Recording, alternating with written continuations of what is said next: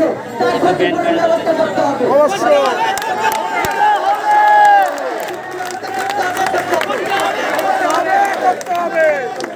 এগুলো যদি না মানা হয় আমরা আমাদের লাগাতার কর্মসূচি অংশগ্রহণ করবো। আমাদের আন্দোলনকে ব্যবহার করবো।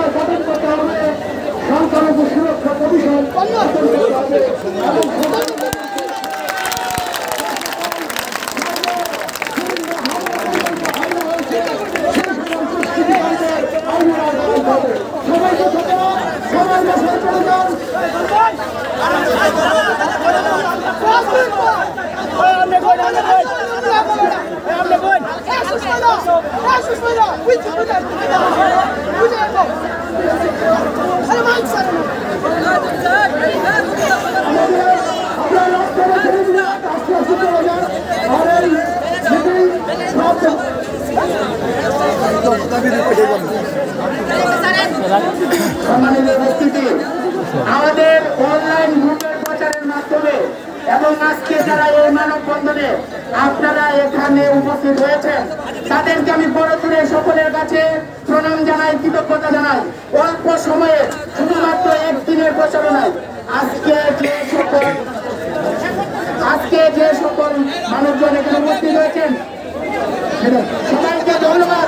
একটা কথা আমি শুধু বলতে চাই, যারা আজকে এখানে হয়েছেন কিশোরগঞ্জ জেলার ভিতরে আর একটা হিন্দু বাড়িতে যদি হামলা হয় আমাদের যার যা কিছু আছে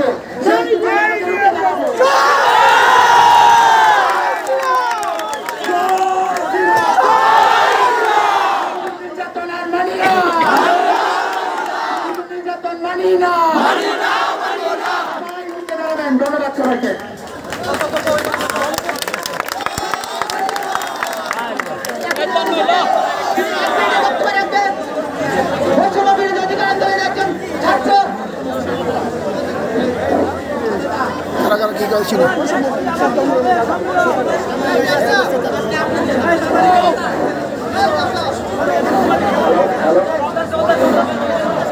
আমি কিশোরগঞ্জ সমিতি ছাত্র আন্দোলনের একজন সদস্য। আমি সনাতনী ভাইদের সমাজ থেকে পক্ষ থেকে বলতে আসছি, আমাদের দেশ এইবার বৈষম্য বিরোধী ছাত্র আন্দোলন যেভাবে স্বাধীন করেছে এইভাবে স্বাধীন আগে হয়েছে, 71 হয়েছে, 90 হয়েছে, কিন্তু আমাদের প্রতি বৈষম্য সব সময় চলেছে। কিন্তু এই নতুন দেশে আমরা নিজেদের বিরুদ্ধে বৈষম্য মানি না।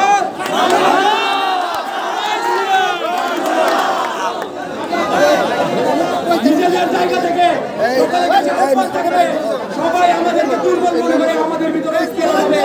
আমরা নিজেদের জায়গা থেকে নিজেরা ঐক্য করে এই সকল সাম্প্রদায়িক কালকে প্রতিহত করবো।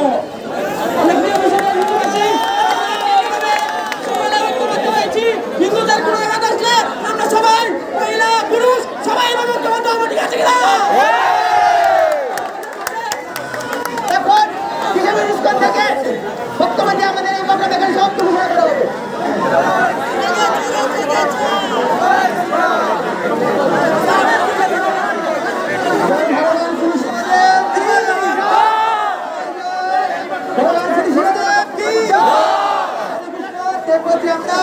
ভগবান ঈশ্বরের কাছে প্রার্থনা করবো যেমন এই সংকটকালে যেন ভগবান কাজ করে আমাদের সুরক্ষা প্রদান করে।